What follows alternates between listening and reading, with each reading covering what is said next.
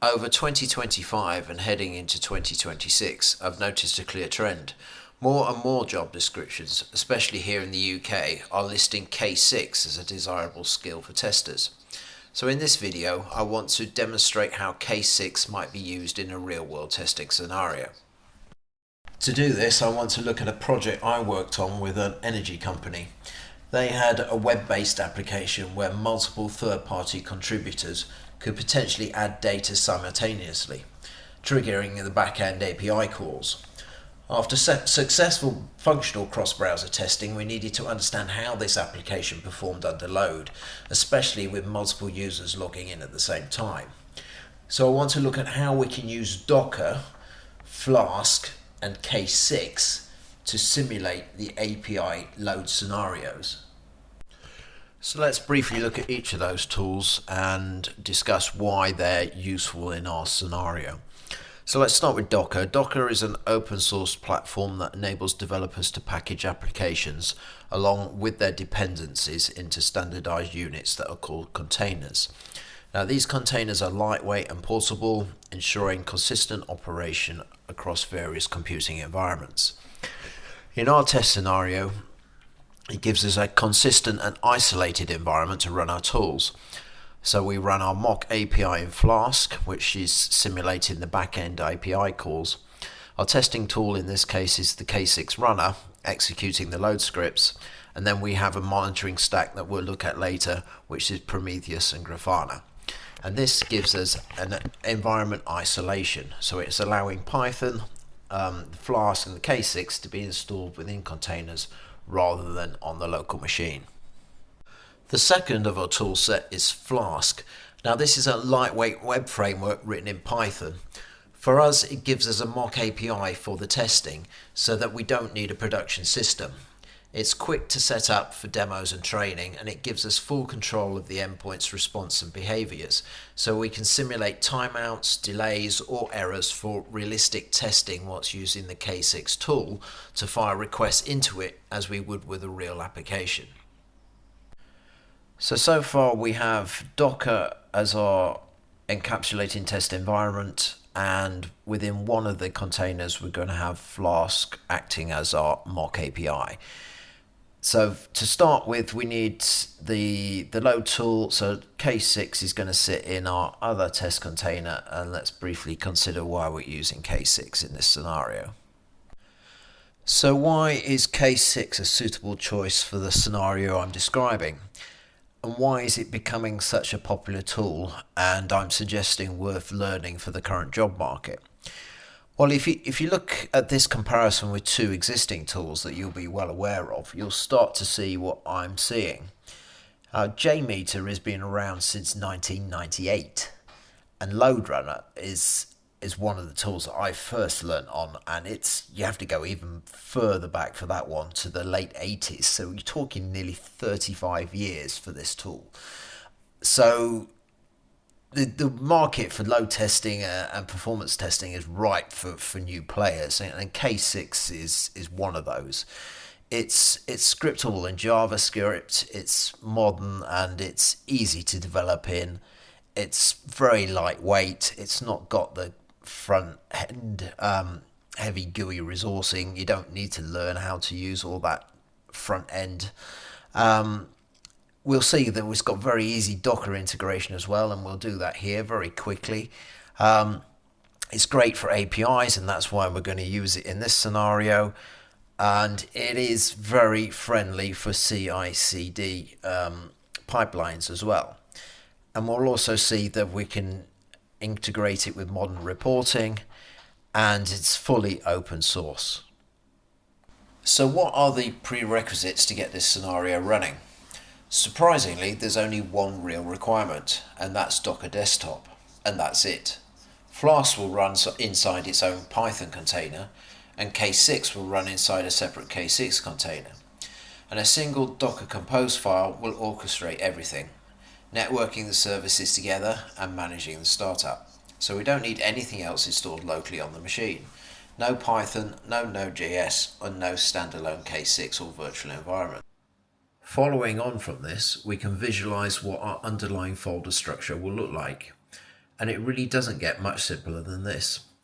At the top level, we have our Docker Compose YAML file acting as the orchestrator, and beneath that sit just two folders, one for the Flask API and one for the K6 runner. So what's in each of these folders? Well, at a bare minimum, to get everything working, you don't actually need much at all. Within the Flask folder, there's our Python script with supporting files for Dockerfile and requirements. This will describe our mock API, exposing the endpoints to the load tool via HTTP and responding with payloads and API status codes. For example, a 200 for a good response and a 401 for a not so good, actually a not authorized.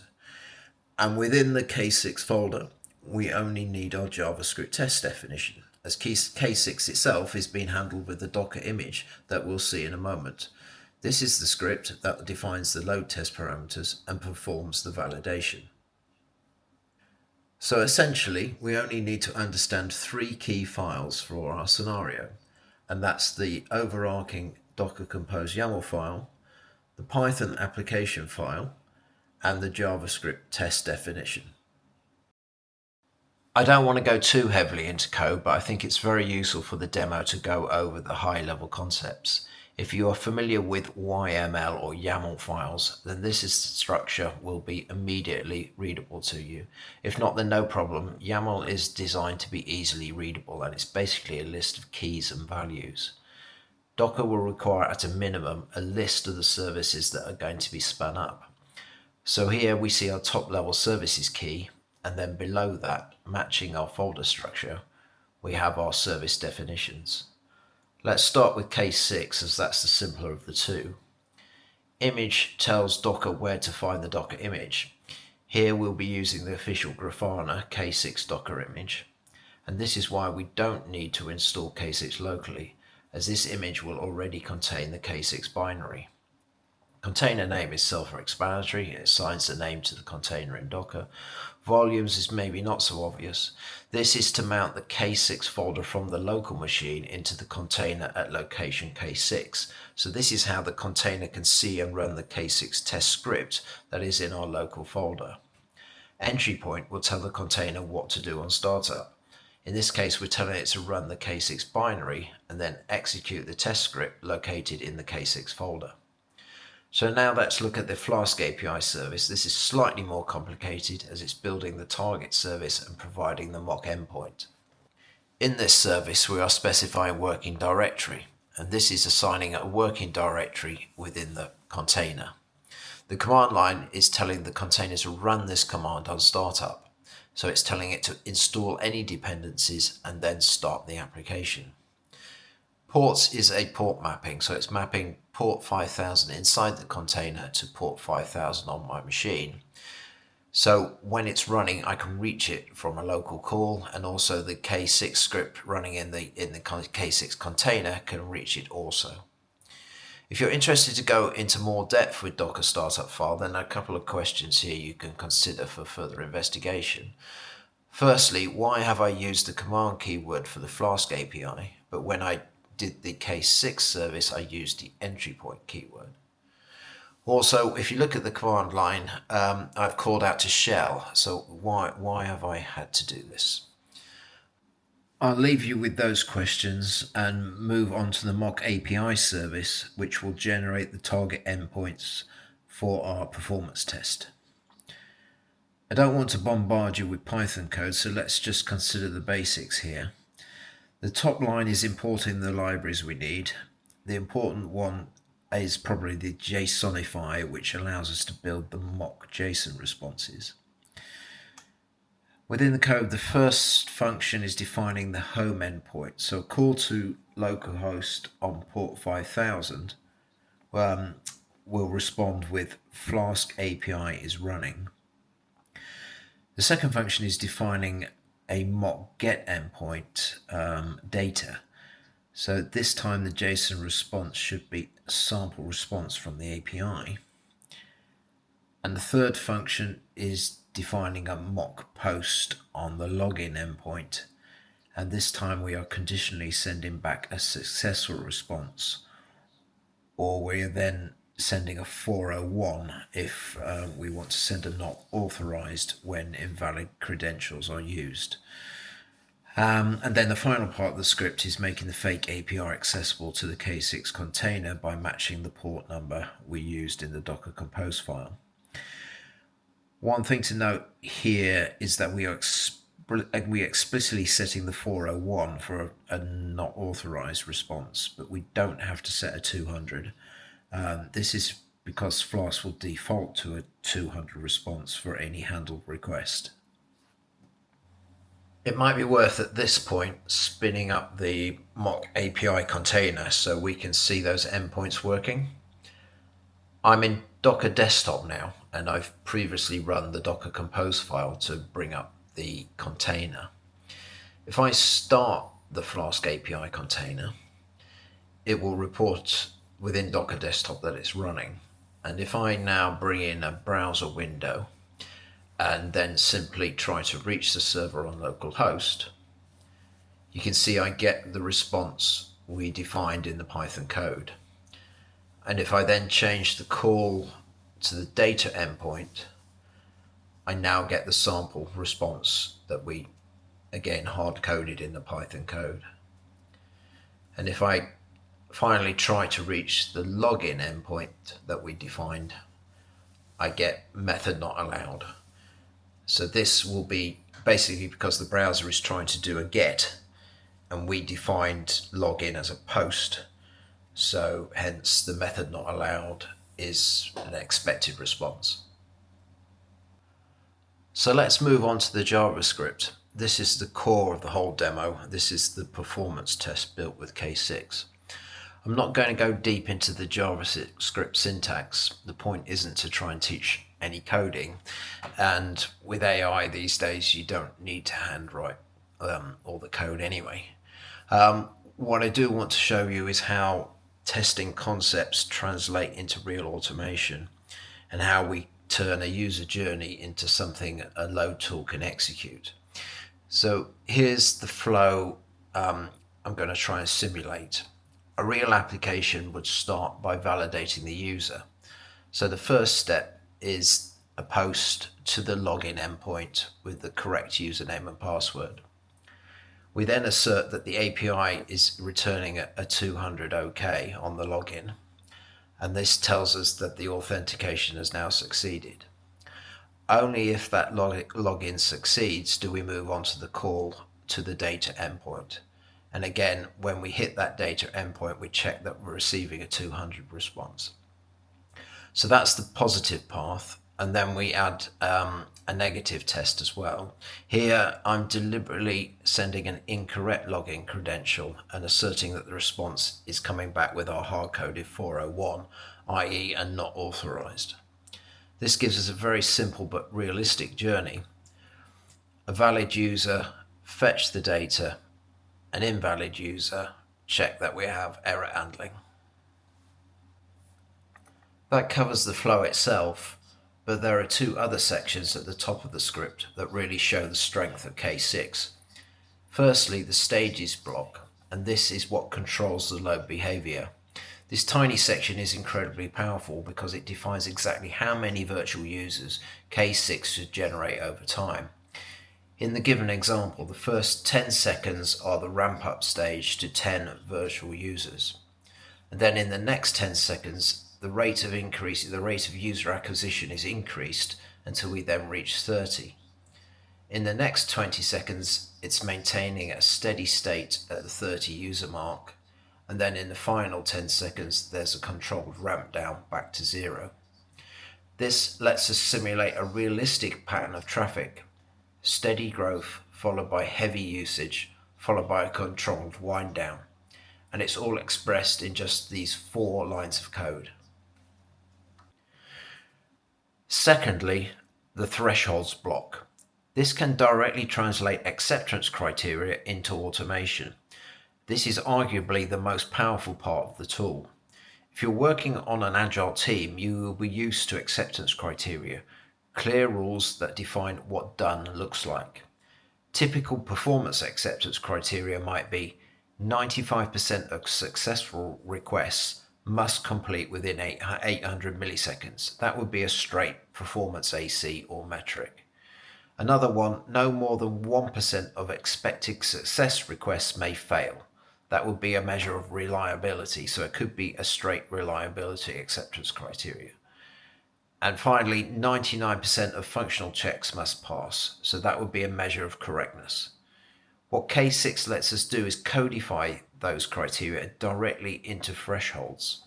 So instead of manually checking logs or visually reviewing graphs, K6 reporting will tell you automatically if the threshold's passed, i.e. your system meets the agreed performance criteria, or if there are any failures and a threshold was breached. This makes the performance testing repeatable, measurable, and CI/CD friendly, which is perfect for modern agile teams. From command line now, let's run the Docker Compose. And if I swap to Docker Desktop, you can see it immediately brings up both containers and the running test. You might have caught sight of a few failures there at the beginning. This is simply because the K6 script is coming up faster whilst the API service is still starting. That's an easy fix to rectify, but I'm going to leave it in because it will give us more interesting results at the end of the test. So you can see now it's already reached the steady state of 30 virtual users, and we'll let it continue through to the ramp down and the completion of the test.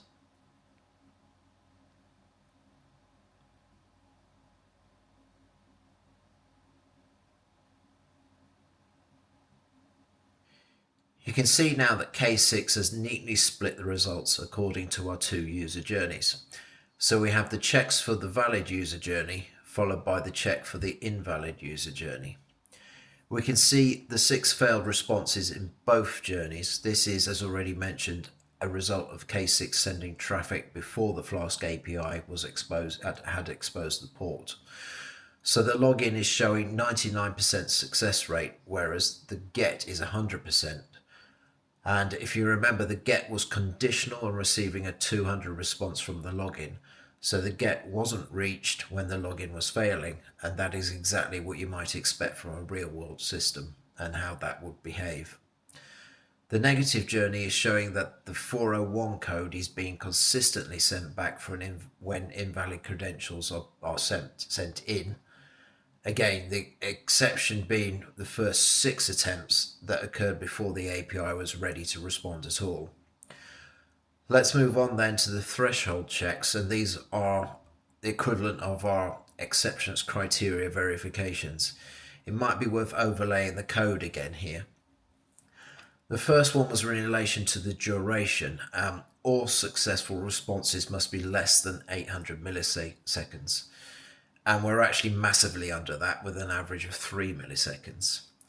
The second of our verification of thresholds was saying that the failure rate must be less than 1%. And what we're seeing is a failure rate of 0%. Now, at first glance, that's probably going to be a bit confusing as the actual failure rate is a large 33.59. And that comprises all the negative test failures and the 6 startup failures as well.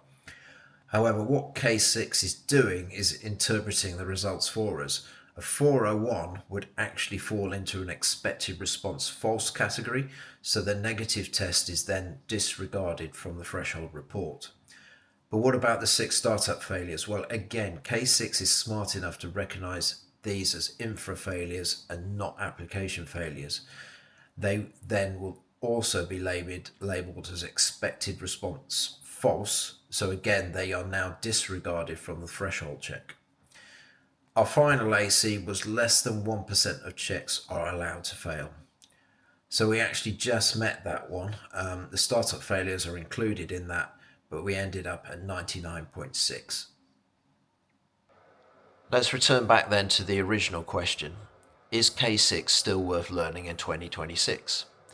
I think the answer is yes. In fact, arguably now more than ever.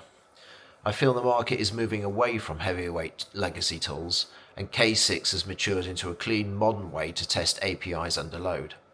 It fits naturally into Docker, CI/CD pipelines, and Grafana reporting, which means it matches how teams are building software today. There's definitely demand out there. Even as testing roles become harder to find in the current economy, K6 is showing up on job descriptions. However, most importantly for us trying to find work in the testing industry in the coming years, performance testing might become a growth sector. In an increasingly AI-driven era where many testing tasks can be automated, the systems themselves are likely to get more complex. AI-powered applications are going to be using large models, vector databases, and heavy GPU workloads, i.e. they are likely to spike, scale, and degrade under load in a non-predictable way. That means they are likely to require extensive testing to determine their scalability and behavior under load. And that means people who understand performance testing and tools like K6 could be keeping themselves in work as the AI takeover continues. So if you're looking to add something valuable to your skill set for 2026, something that appears in job descriptions right now and is likely to hold value as AI reshapes the industry, K6 is arguably a strong choice.